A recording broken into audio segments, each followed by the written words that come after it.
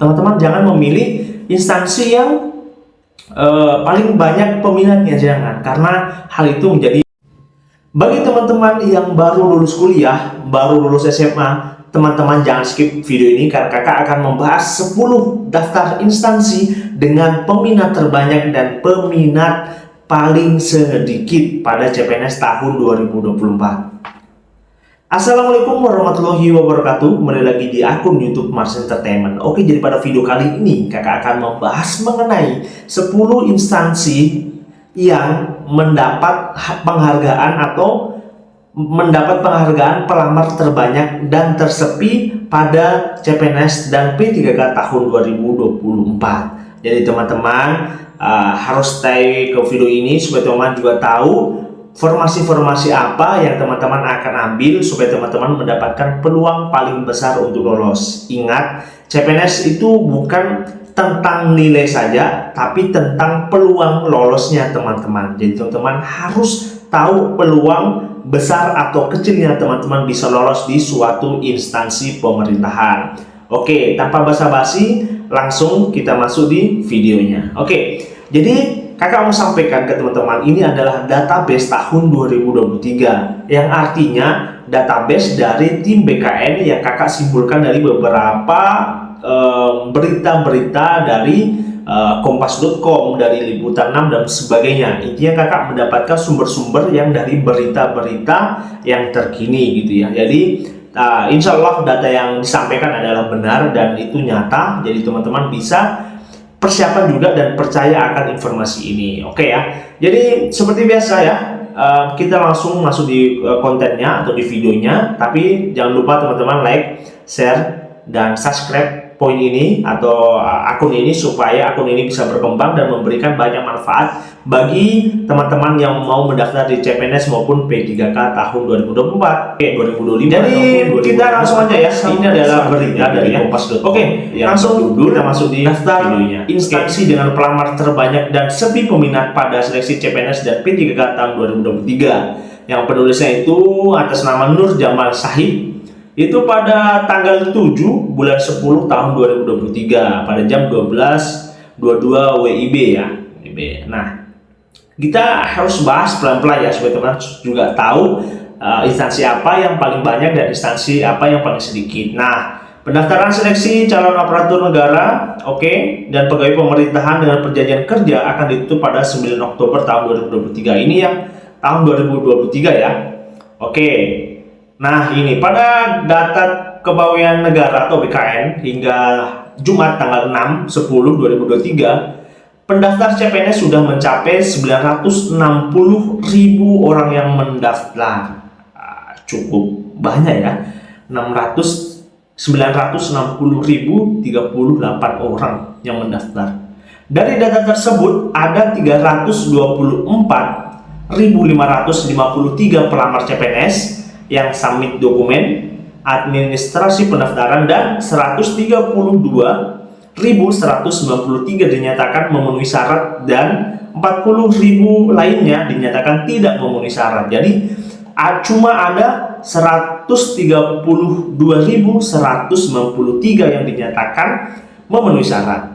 Jadi dari tadi hampir 1 juta cuma 132, jadi sekitar 10-15% yang diterima atau sesuai dengan berkas administrasi. Jadi cukup banyak ya yang tidak lolos di bagian administrasi. Sekitar 80-90 yang tidak lolos administrasi.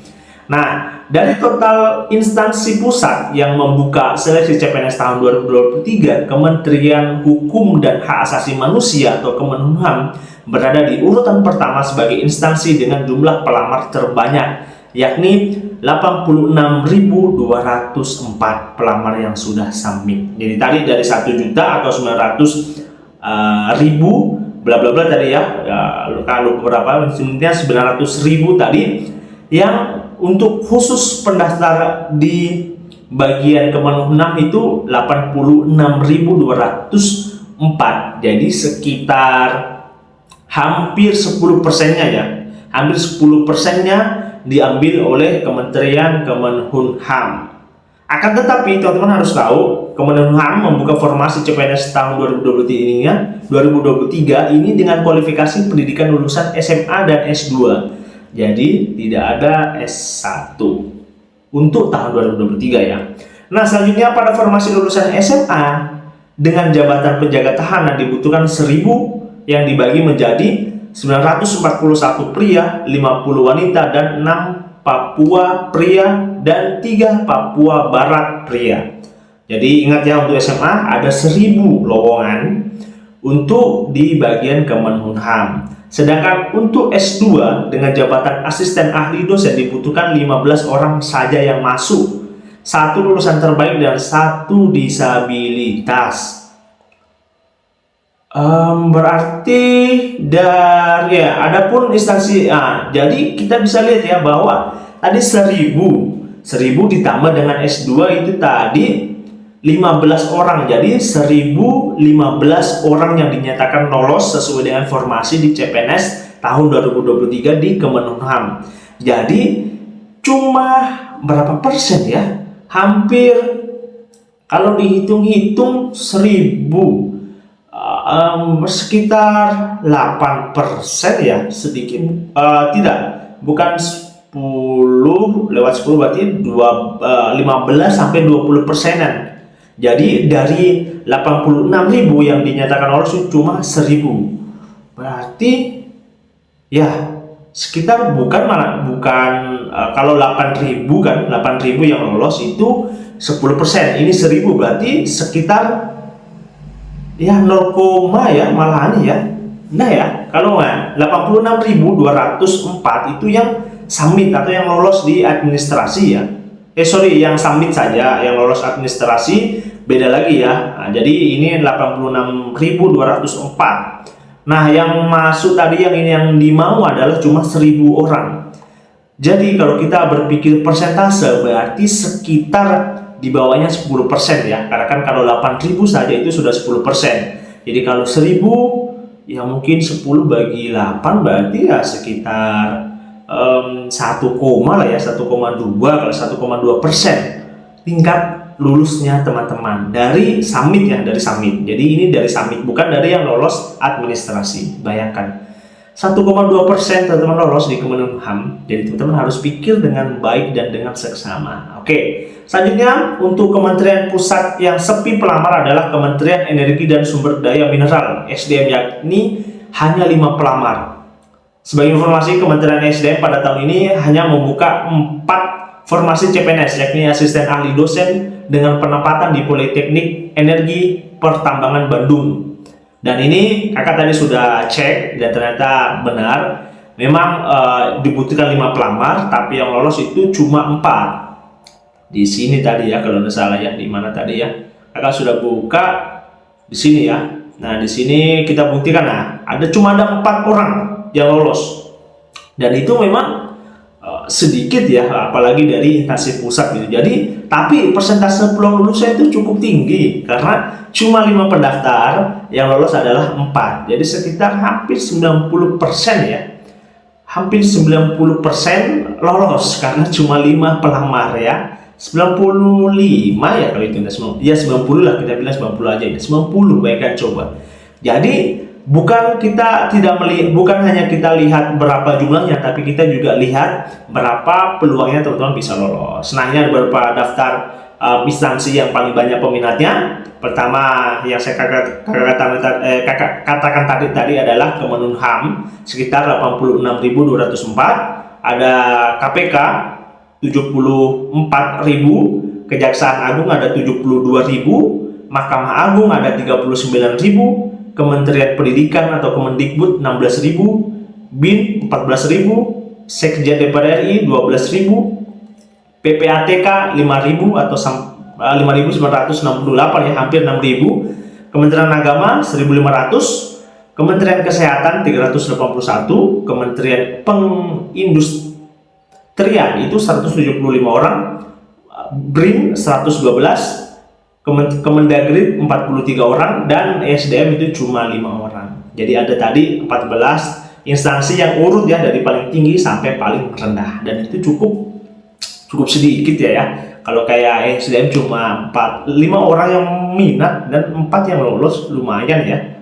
Oke, jadi bagi teman-teman ya ini kalau teman-teman baca lagi ya, daftar instansi dengan jumlah pendaftar P3K terbanyak dan sepenuhnya peminat ya.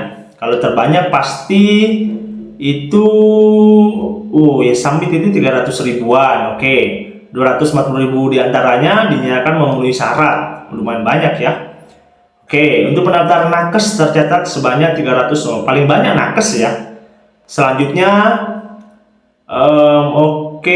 selanjutnya teknis 620 ribu, pendaftar yang summit itu 142 ribu, dan 33 ribunya dinyatakan memenuhi syarat.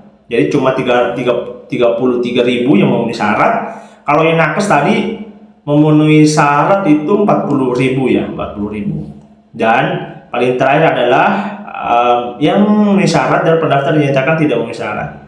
Itu berarti lebih banyak nakes ya dibandingkan dengan teknis. Nah, untuk P3K itu yang mungkin informasi yang kakak sampaikan.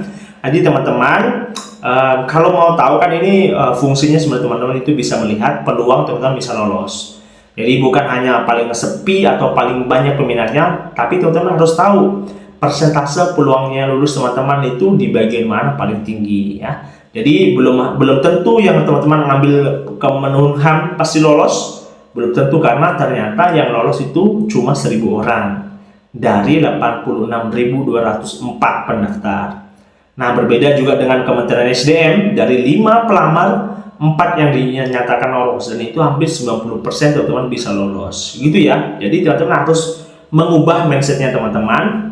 Teman-teman jangan memilih instansi yang paling banyak peminatnya, jangan, karena hal itu menjadi bombardir teman-teman sendiri. Jadi jangan berpikir, teman-teman harus memikirkan peluangnya teman-teman bisa lolos di CPNS tahun 2024. Oke, mungkin video ini cukup sekian. Nanti teman-teman kalau ada bertanya silahkan di kolom komentar, nanti kakak akan jawab sebisanya kakak. Oke, sekian video dari kakak, kurang dan lebihnya mohon dimaafkan. Sekian, assalamualaikum warahmatullahi wabarakatuh.